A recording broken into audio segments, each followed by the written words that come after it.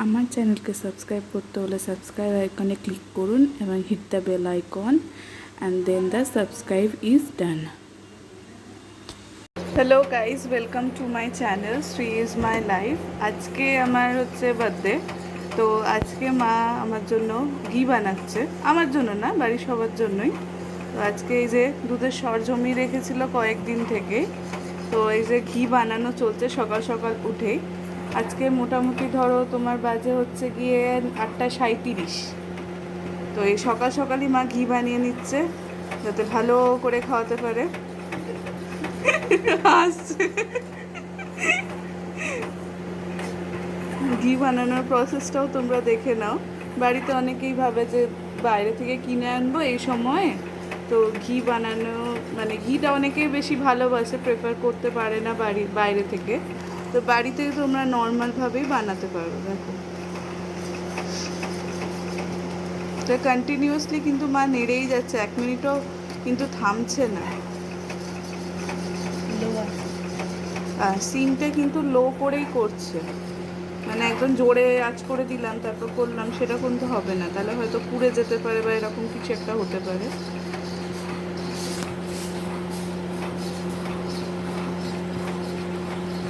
এই যে দেখো আমাদের যে ঘিটা রেডি হচ্ছিল সেটা প্রায় এইরকম হয়ে গেছে। ওই রকমভাবে নাড়তে নাড়তে আস্তে আস্তে কিন্তু নাড়ছে। এই যে ঘিটা দেখো, তেলটা বেরিয়ে গেছে সর থেকে। 4-5 দিনের সর তুলে রেখে ফ্রিজে রেখে দিতে হবে। 4-5 দিন মতো ধরো দুধ থেকে আমরা সরটা তুলে রেখে দিয়েছিলাম। তো এবার সেটা আমরা ফ্রিজে রেখে দিয়েছিলাম। ফ্রিজে প্রত্যেক দিন রেখে দিতাম, যতবার জাল দেওয়া হতো সেই রকম সর তুলে তুলে ওরকম রেখে দিতাম। তা এইটুকুই হয়েছে। দেখো তোমরা এখন পরের প্রসেসটা। ওই দেখো কি সুন্দর তেল বেরিয়েছে ঘি থেকে, এটা ঘি বেরিয়ে গেছে। এই যে এবার এতে আরও নাড়লে আর একটু তেল বেরোবে।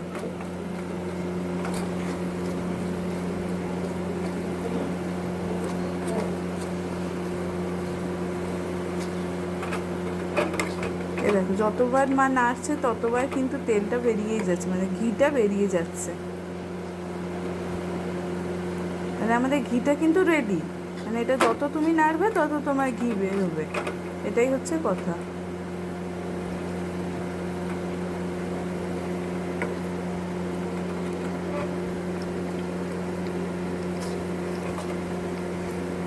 বাড়ির ঘি খাওয়ার মজাই আলাদা বাইরের ঘিয়ের থেকে, তাই না? বাইরের ঘিতে কত রকম ভেজাল থাকে, আবার কিছু কিছু জায়গায় ভালো থাকে, বলবো না সব জায়গায় খারাপ, কিছু কিছু জায়গায় ভালো থাকে, কিন্তু তাও বাড়ির ঘির কথাই একটা আলাদা, বেশ সুস্বাদু হয়, টেস্টফুল।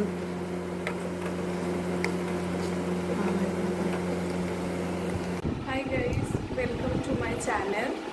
আমি আজকে আমার ভিডিওটা আমি পুজোর ঘর থেকে শুরু করতে চলেছি। ঠাকুর ঘরে আছি আমি এখন। এই যে আমি এখন ঠাকুর ঘরে আছি, আমি আসলে পুজো দিতে এসেছি। তো আমি ভাবলাম যে আজকে তোমাদেরকে আমি আমার দুপুরে কীভাবে পুজো দিই সেটা আজকে তোমাদের সাথে আমি শেয়ার করি। আমার ঠাকুরদের সাথেও তোমাদেরকে পরিচয় করিয়ে দিই, আমার মায়ের সাথেও তোমার পরিচয় করিয়ে দিই তোমাদের। ঠিক আছে, তাহলে আমি দেখিয়ে দিই তোমাদেরকে আমার কীভাবে আমি দুপুরে আমার পুজোটা কীভাবে দিই। আমাদের 3 বেলা পুজো দেওয়া হয়, সকাল দুপুর সন্ধ্যে।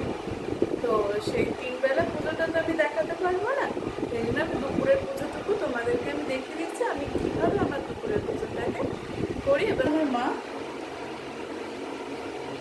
দেখতে পাচ্ছ, আমার সুন্দরী মা। আমি আগে আমার পুজোর ব্যবস্থাটুকু করে নিই, তারপর তোমাদের সাথে আবার কথা বলছি। দেখো আমি আমার ঠাকুরদেরকে সাজাবো বলে কিছু জবা ফুল, বেলপাতা আর গাঁদা ফুল দিয়ে আমি আমার এই ছোট্ট ঠাকুরদের সাজাবো। আমার প্রিয় ঠাকুর, এই যে চলো সাজিয়ে নিই। তো দেখো আমি আমার ঠাকুরদেরকে সাজিয়ে দিয়েছি, কেমন হয়েছে বলো।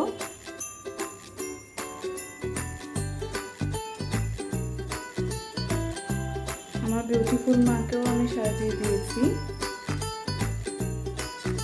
এবার আমি এই যে সিঁদুর দেবো ঠাকুরদের কপালে।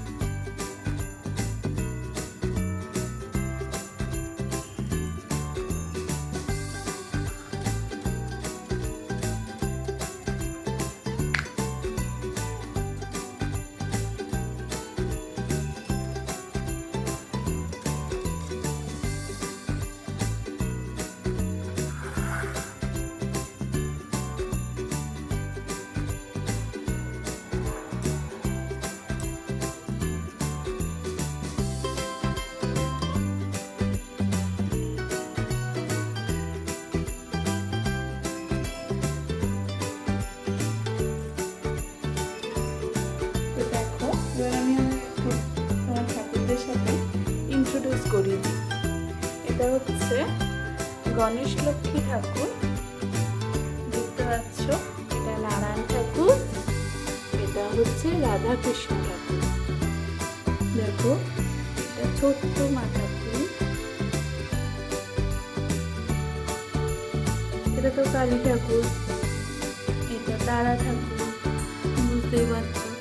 এটা হচ্ছে আমার ছোট্ট শিব বাবা। এবার দেখো বন্ধু তোমাদেরকে এমন একটা জিনিস যেটা তোমরা খুব ইন্টারেস্টিং। এটা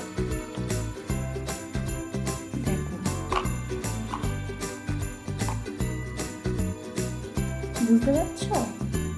এটা হচ্ছে একটা রুদ্রাক্ষের ফল। আমার বাবা যখন চেন্নাই যেত, মানে আমার বাবাই যখন চেন্নাই যেত, তখন মানে আমার ফ্যামিলি সব, মানে মা বলো, ও বলো, বা আমার ননদ বলো, সবাই একসাথে যেত। তখন খুব ছোট ছিল তারা, বাবাই মাঝে মাঝেই চেন্নাই যেত।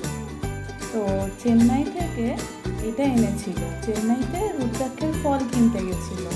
তো রুদ্রাক্ষ কিনবে বলে গেছিল, কিন্তু এবার এই ফল থেকে ভেতরে তো আর বোঝা যায় না কি আছে, ভেবেছে রুদ্রাক্ষ আছে। এবার যখন ফলটা ফাটিয়ে দেখে যে এর ভেতর থেকে এইরকম একটা বেরিয়েছে, এটা খুব আশ্চর্যজনক না?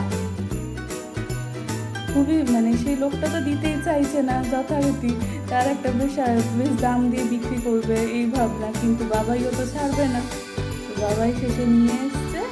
কিন্তু দেখো এটা খুবই একটা আশ্চর্যজনক, মধ্যিখানে শিবলিঙ্গ আর দুদিকে দুটো নাগ। দেখো এটা একটা রুদ্রাক্ষের ফল।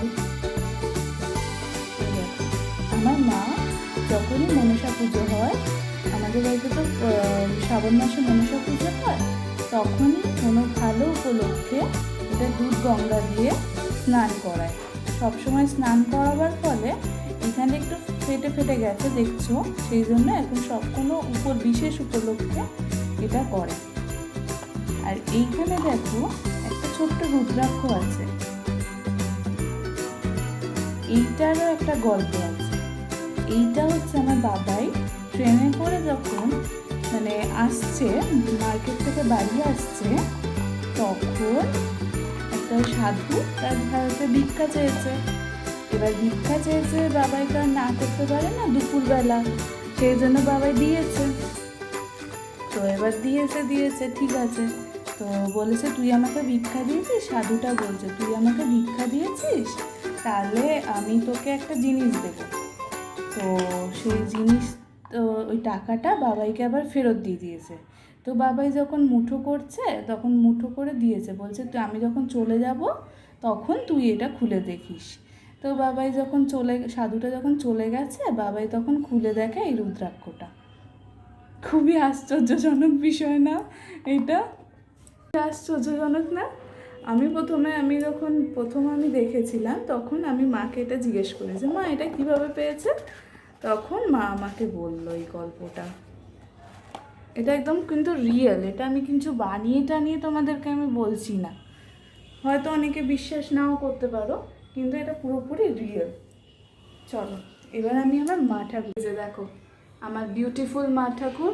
তোমরা যারা আমার মনসা পুজোর ব্লগটা দেখেছো, তারা বুঝতে পারবে আমাদের বাড়িতে কি করে মনসা পুজো হয়।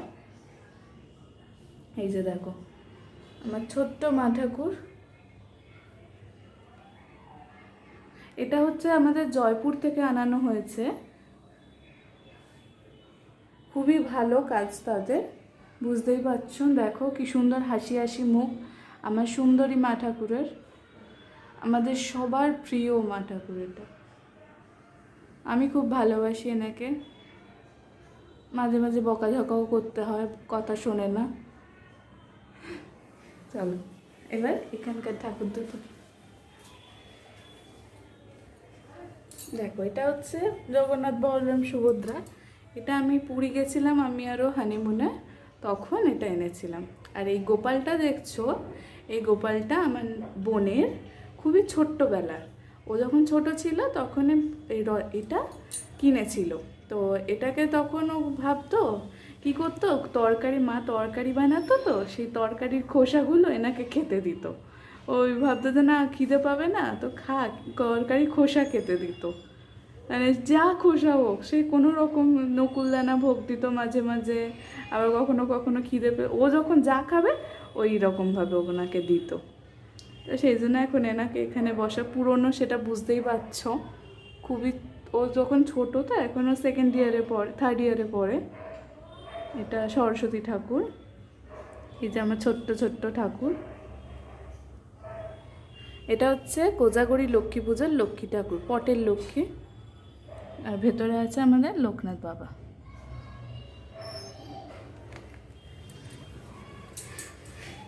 তো তোমরা এবার আমার ঠাকুর ঘরটা দেখে নাও ভালো করে।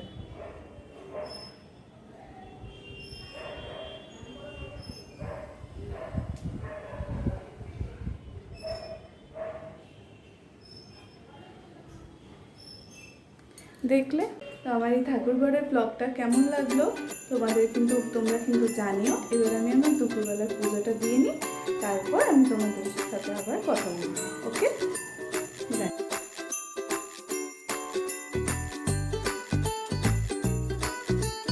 তো গাইস দেখো আমার বার্থডের এই যে ভাত আমার মা আমাকে রেডি করে দিয়ে দিয়েছে। তো দেখো আজকে আমাকে কি কি রান্না করে দিয়েছে। ডাল, তো দেখতে পাচ্ছ মাছের ঝোল, মাছের কালিয়া এটা অ্যাকচুয়ালি। এই যে আমাদের সকালে আমি তোমাদের দেখালাম যে ঘি, এটা আমাদের নিজস্ব বাড়ির তৈরি। আজকে তোমাদেরকে আমি দেখিয়েছিলাম, ঘিয়ের কথাটা বলেছি। পটল ভাজা, ফুলকপি ভাজা, ঝিঙে ভাজা, আর এই যে লেবু নুন তো যেমন থাকেই, আলু ভাজা, ভিন্ডি ভাজা, 5 রকম ভাজা দিয়ে মাছের কালিয়া, আর এই যে ডাল আমাকে সুন্দর করে দিয়ে দিয়েছে খেতে। এবার আমি খাবো, তারপর বলবো কেমন হয়েছে খেতে।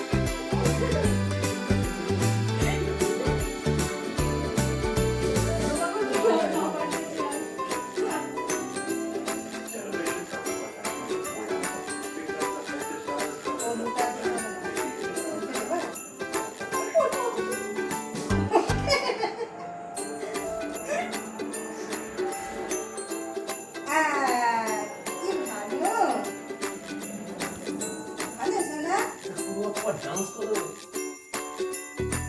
না না না না না না না ভালো বলো না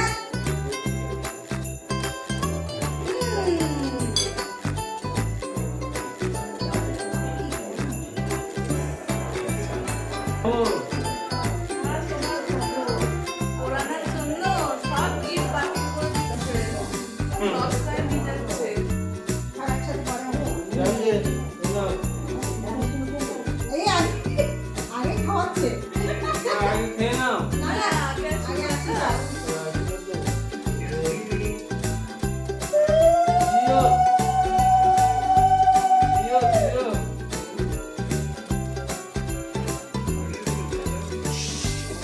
ও ভাবছে সব কি হচ্ছে।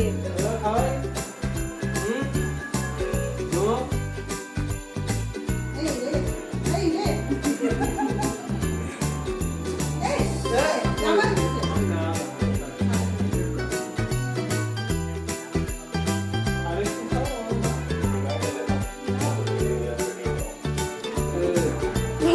কেমন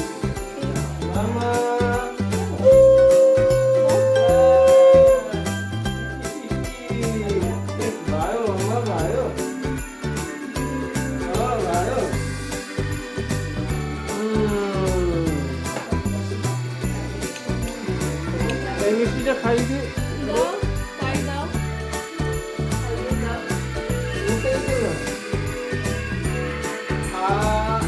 বড় করে এই তো চলে গেছে চলে গেছে কোথায় বসো বৌনি পাশে বসো বসো তুমি বৌনি পাশে বসো না তুমি ধরো না তুমি ধরো আমি তো এটাকে সরিয়ে দিই হ্যাঁ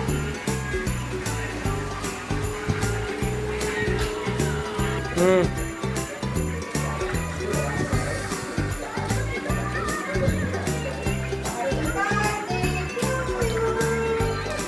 Happy birthday to you.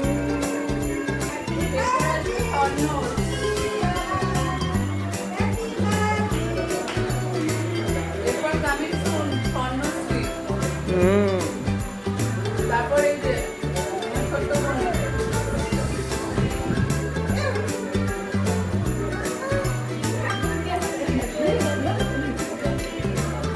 তোমাকে দেয় কিন্তু হিসেবে দেয়।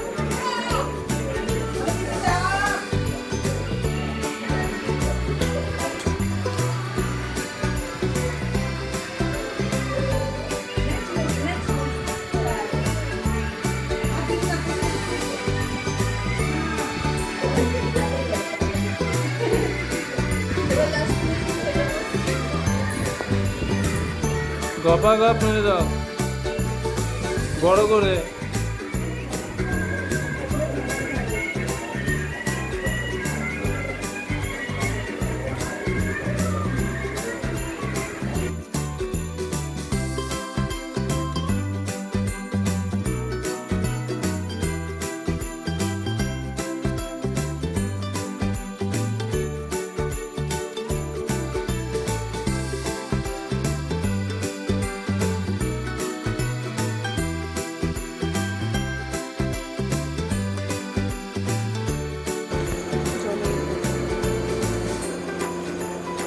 তো বন্ধুরা আজকে দেখো আমি আমার বার্থডে স্পেশাল মেনু হচ্ছে বিরিয়ানি।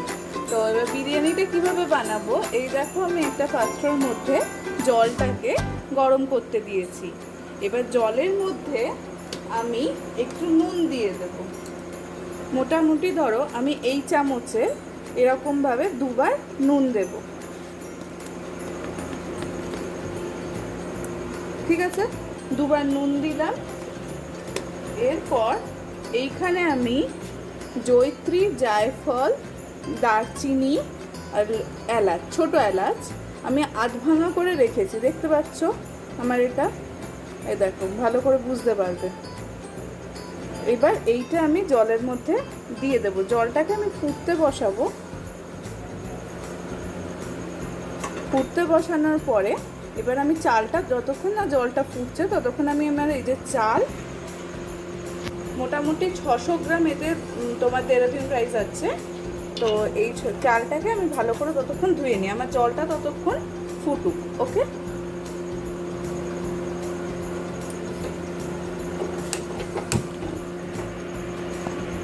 যে আমাদের জলটা ফুটছিল, তো এই দেখো ফুটছে এখনো। এবার আমি এই যে চালটা যেটা ধুয়ে রেখেছি, এই যে চালগুলো আমি দিয়ে দিচ্ছি এর ভেতরে। ভালো করে চালটা ধুয়ে নিও, আর বেশি ধুলে কিন্তু চালের গুণ নষ্ট হয়ে যায়। মোটামুটি 2-1 কিন্তু 3 তো ধুতেই হবে।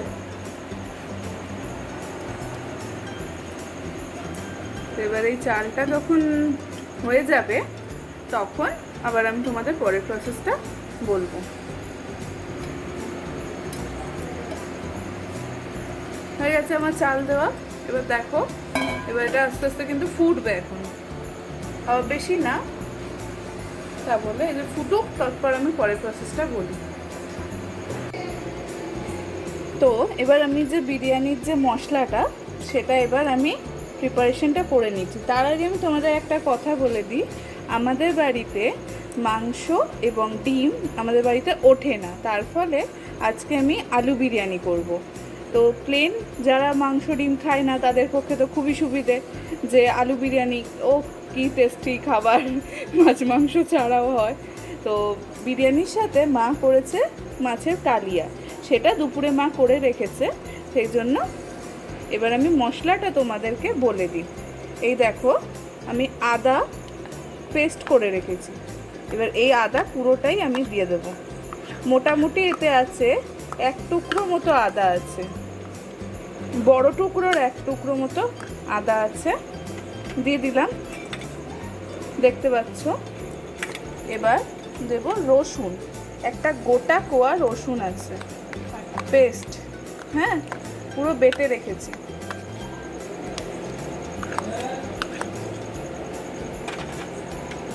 একটা মিডিয়াম সাইজের পেঁয়াজ এরকমভাবে পেস্ট করা দিয়ে দিচ্ছি সবই এর মধ্যে। তারপর এগুলোকে আগে ভালো করে মিক্স করে নিই।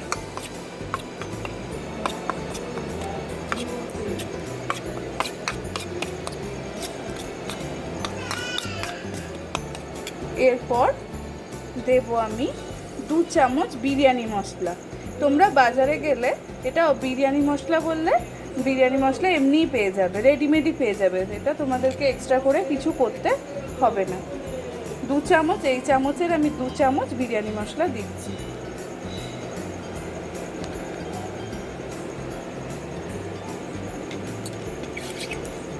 ভালো করে মেখে নিও। এবার দেব লঙ্কা গুঁড়ো, দেখো লঙ্কা গুঁড়ো পুরোটাই লঙ্কা গুঁড়ো আমি এর মধ্যে দিয়ে দিচ্ছি। মোটামুটি ধরো এই চামচের ভরে ভরে 2 চামচ আছে।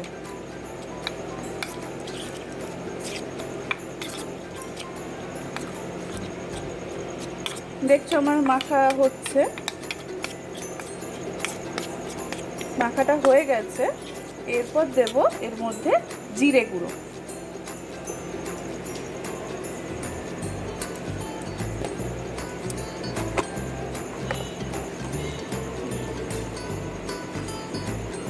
এই যে এই চামচের 2 চামচ মতো জিরে গুঁড়ো দিচ্ছি।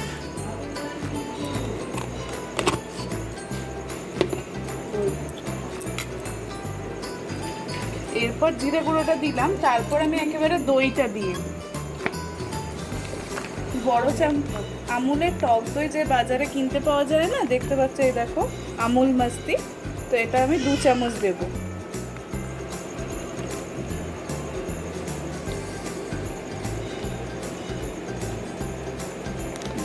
দেখলে 2 চামচ দিয়ে দিলাম।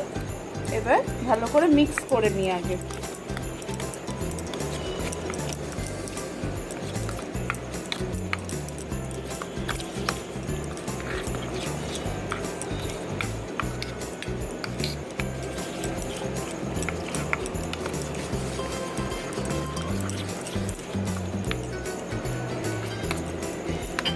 দেখছো আমি কিন্তু ভালো করে এটাকে মিক্স করে নাও, তার ফলে সুবিধা হবে।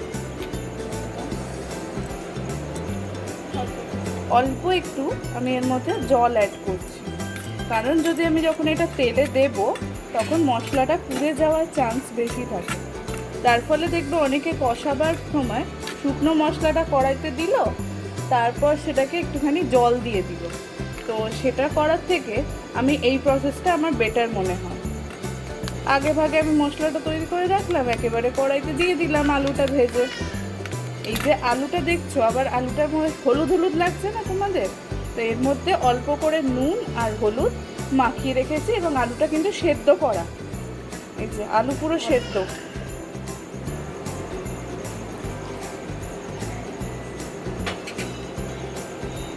আলু কিন্তু আমি মোটামুটি ধরো 60% সেদ্ধ করে রেখেছি, বাদ বাকিটা ভাজতে ভাজতে সেদ্ধ হয়ে যাবে। এই যে আমাদের যে ভাতটা, দেখো ভাতটা হয়ে এসছে, আর মোটামুটি 5 মিনিট মতো হলেই হয়ে যাবে।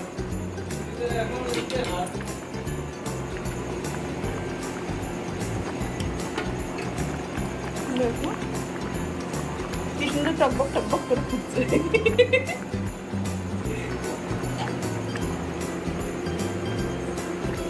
এই যে আমাদের ভাতটা হয়ে গেছে, এবার আমরা এটা ঝরিয়ে নেব, ভালো করে জলটা ঝরিয়ে নেব, ঠিক আছে? এ দেখো মা একটা নতুন প্রসেস বের করেছে আলুগুলোর ভেতরে মশলা ঢোকার জন্য। এই যে ছুঁচ দিয়ে একটু একটু করে ফুটো করে দিচ্ছে, তাতে ভেতরে মশলা এবং আলু ভালো করে যাতে ঢুকে যায়।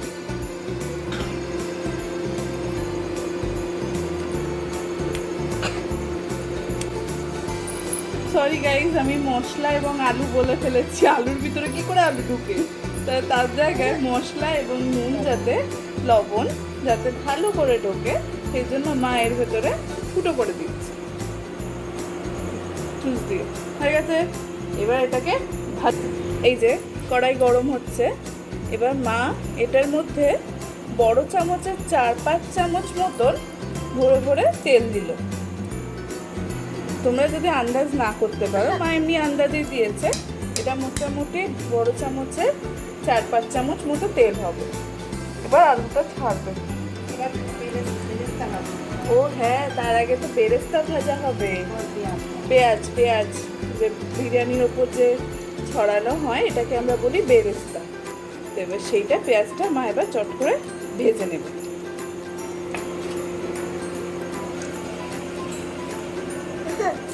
তেল আমাদের গরম, এবার পেঁয়াজ ভাজা হচ্ছে।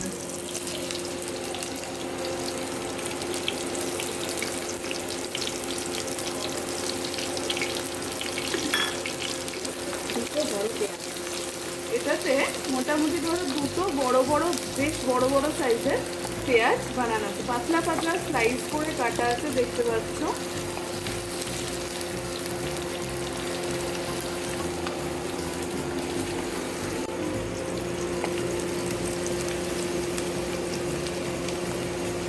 আমাদের পেঁয়াজ গোল্ডেন হয়ে গেছে, হয়নি এখন? হয়ে এসছে, আর মোটামুটি ভাজতে হবে। কালারটা চেঞ্জ হয়ে গেছে, সাদা থেকে একটু অন্যরকম কালার হয়ে গেছে, অফ হোয়াইট অফ হোয়াইট। বেরেস্তার পেঁয়াজ কিন্তু পুরো ব্রাউন করে ভাজা হয়, এটা তো জানো। আর তোমরা জানবে কি করে? তোমরা তো আজকেই দেখছো। এই যে আমাদের পেঁয়াজটা দেখেছো পুরো ব্রাউন হয়ে গেছে, এবার মা এটা কিন্তু তুলে নেবে। সুন্দর কালার হয়ে গেছে, ভালো করে তেল ঝরিয়ে মা কিন্তু তুলে নিচ্ছে।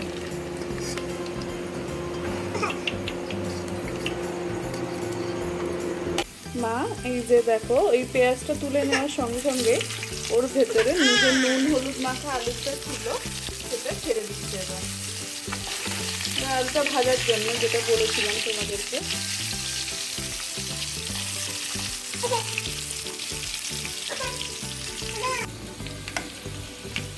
দেখো আলুটা ভাজা হয়ে এসছে, আরও হবে মিনিট 10।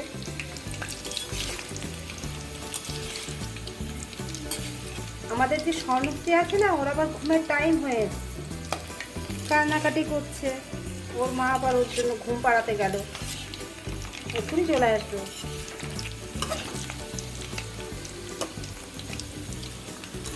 তো দেখো এবার আমাদের ভাজাটা প্রায় একদম রেডি। হ্যাঁ, এর মধ্যে আমরা পেঁয়াজে মশলাটা রেডি করে গিয়েছিল সেটাকে এবার দিয়ে দেবো।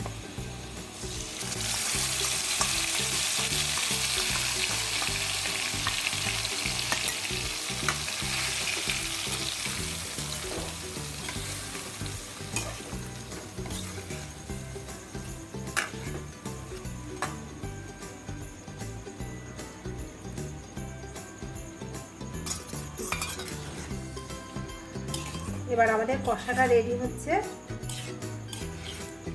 ভাতটা তো রেডি হয়েই গেছে। তো দেখো আমাদের মশলার মধ্যে না লবণটা দেওয়া হয়নি, প্রিয়া ভুলে গেছিল। মোটামুটি এরকম 4 চামচে 2 চামচ লবণ দিলেই হয়ে যায়।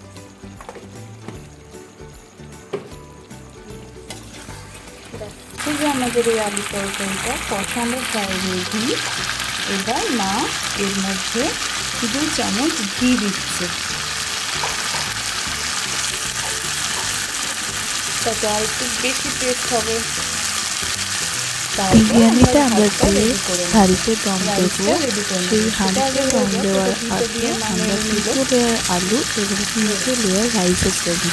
যেমন ধরো রাইস, আলু, রাইস, আলু আর রাইস। দেখতে পাচ্ছ আমাদের এই হাঁড়িটা দম দিয়ে দিয়েছি, দম দেওয়ার জন্য রেডি। রাইসটা রেডি। তার উপর একটা ঢাকা দিয়ে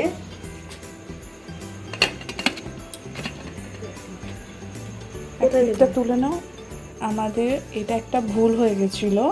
বিরিয়ানি মশলাটা তোমার হচ্ছে আলুর যে 2 লেয়ার পড়েছে তার উপরে বিরিয়ানি মশলাটা দিয়ে দিতে হবে। সেটা আমাদের পুরোপুরি ভুলে গেছিলাম আমি এবং মাও, দুজনেরই আমাদের এটা ভুল হয়ে গেছে।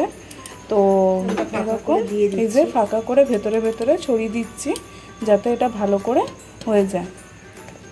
দেখো মা ফাঁকা করে করে দিয়ে দিচ্ছে পুরো রাইসটার মধ্যে যাতে ভালো করে হয়ে যায়। এটা তোমাদের আমি বলে দিচ্ছি যে আলুটার উপর দিলে তাহলে আর এরকমভাবে দেওয়ার পর লাগবে না। দেখো আমাদের বিরিয়ানি মশলা দেওয়া কমপ্লিট। এরপরের স্টেপটা কি হবে, ঢাকা দিয়ে রেখে দেবে মা। আর একবার চালাতে হবে। ঢাকা দিয়ে দম দেবে আর কি। বিরিয়ানিটা দম দেওয়ার প্রসেস হচ্ছে, আমার মা এর মধ্যে দেখো একটা গ্যাসের ওপরে একটা চাটু বসিয়েছে। এরপরে এই ভাতের যে হাঁড়িটা, মানে ভাতের যে গামলাটা, সেটা এর উপর দিয়ে দেবে। ভালো করে ঢাকা দিয়ে দেবে যাতে ভেতর থেকে কোনো হাওয়াটা না বেরোয়। অনেকে কী করে যে বিরিয়ানির যে এই চারদিকটা ভেতরে যাতে দম হাওয়া না বেরোয় তার জন্য এইভাবে করে আটা মেখে আটাটা ওর ওপর দিয়ে দেয়। আমরা কাপড় এর ওপর দিয়ে জড়িয়ে রেখে দিচ্ছি যাতে ভেতরে ভেতরে ওটা হতে থাকে, কারণ ভেতরের যে হাওয়াটা সেটাই হচ্ছে অ্যাকচুয়ালি মেন।